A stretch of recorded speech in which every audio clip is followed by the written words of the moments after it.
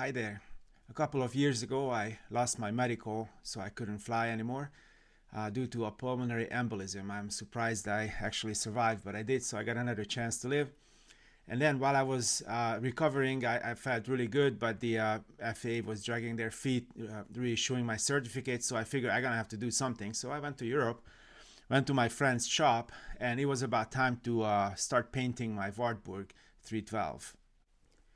Wartburg is an East German manufacturer, and this was their full-size car. It's actually had a three-cylinder, two-stroke engine on the front with front-wheel drive. So I would assume it was a advanced car for its time. Of course, in West Germany, they also had two-stroke cars with a similar way of doing it. It had a rack and pinion steering, and well, this car had drum brakes. Very soon after came the 353, which is a squarish looking car. And then that was the next generation that's lasted all the way until the wall went down, the Berlin Wall went down, and the two Germany united. So I always wanted to have one of these round Wartburgs.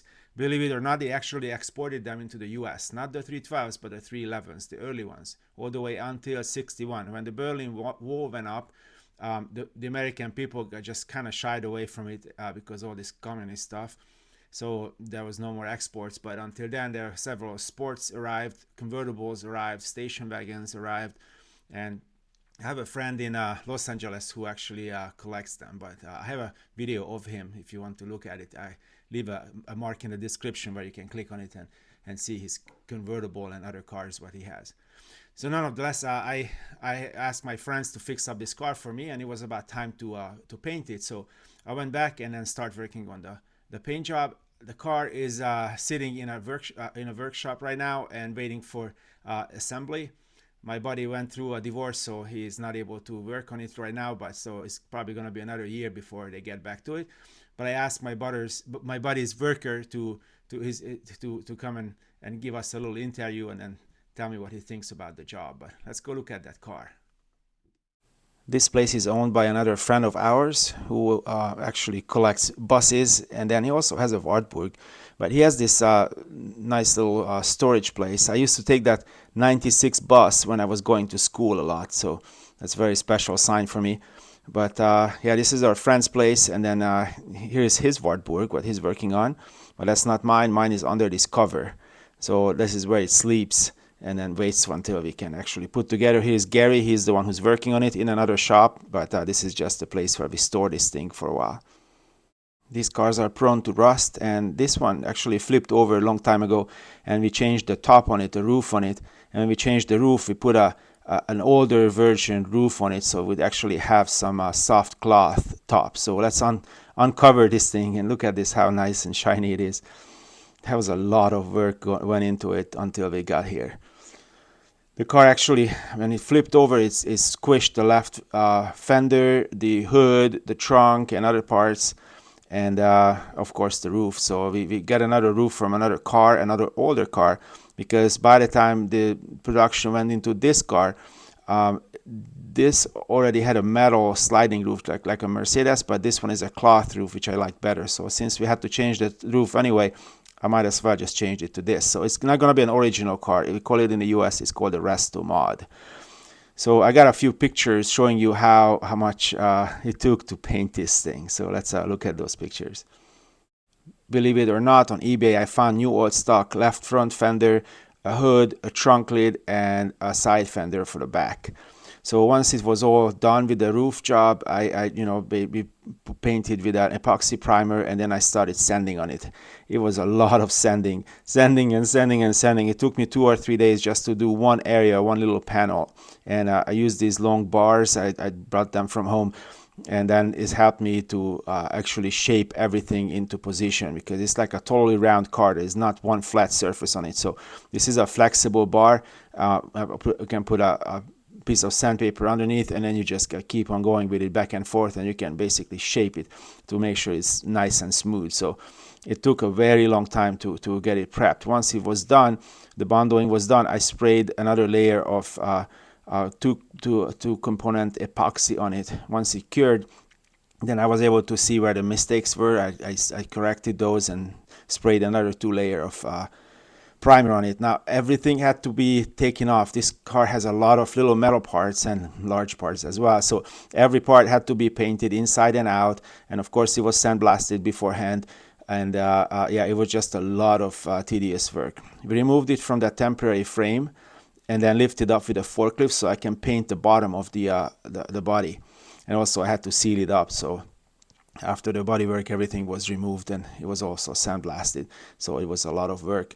Just to make sure that there's no spray through, I sprayed the inside of the firewall and then sprayed everything. Then we put it back into this temporary frame, which is a 353 frame, not a 312. So it's a newer car's frame, which will have disc brakes and a lot more available parts. What I have in my parts department in Kentucky. So it's going to be a lot more usable car for me than if I would have the old frame on it. It will have the new engine in it. The problem with this fender, this was a new all-stock fender. The guy who did the bodywork, they sprayed it with the wrong primer and it started peeling off, and I was spraying air on it. So I had to sandblast it again and redo the whole thing. 2 steps forward, 1 step back.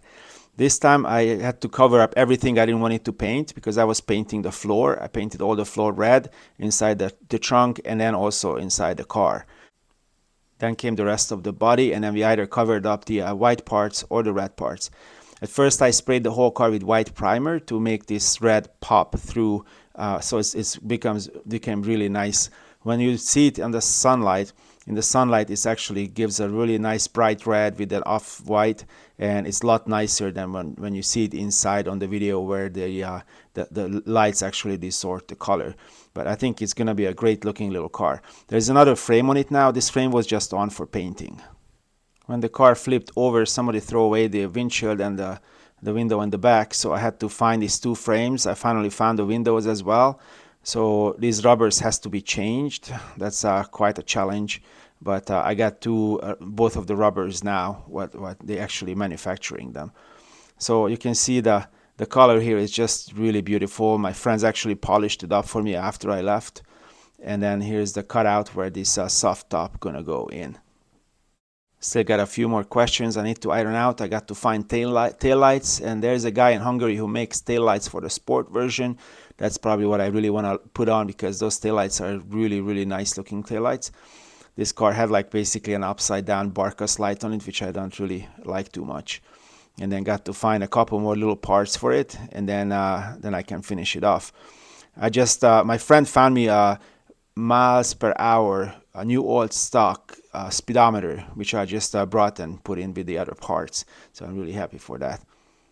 So while I was painting the car, this Gary, he actually prepped the frame for me. So it's all powder coated, and every single bolt is cadmium treated.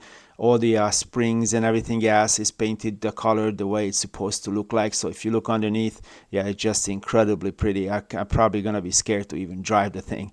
The wheels and tires are just for paint, so they can sit on it no problem. But I'm gonna have some new rims with the hubcap holders, and yeah, it's gonna have brand new hubcaps on it with the classic car tires. Again, it's not gonna be like a total original classic car. It's gonna be building it so I can drive it around. I asked Gary what was the most challenging part in the build, and then he said it's going to have the original 312 steering column, but it's also going to have the new 353 frame, so he had to make a little adapter rod which connects the shifter, the old steering column with the new shifter on the frame.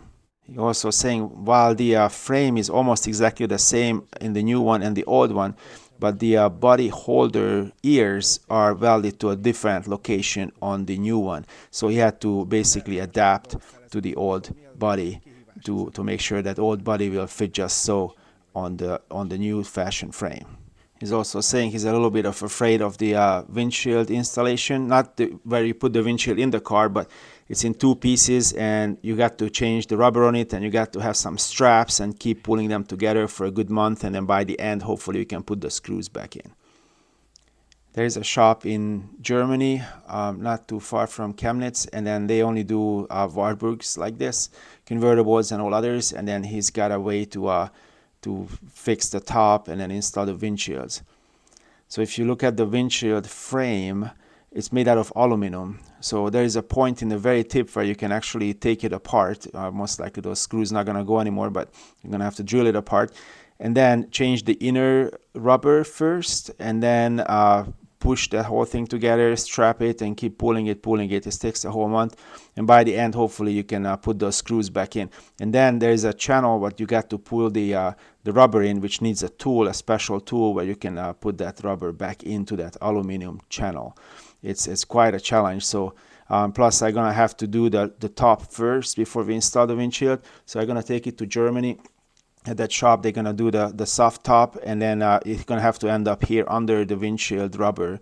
So at first they're gonna have to do the interior ceiling carpet, and then after that, once this one ends up under the windshield, then finally can install the windshield. I used to drive one of these on Saipan, actually on Tinian Island.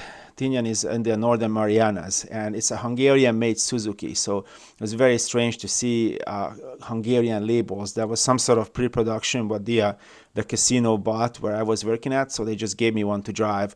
It had a 3-cylinder engine, and they put air conditioning on it. It was really struggling when they turned the AC on, but it was a lot of fun to drive that little thing.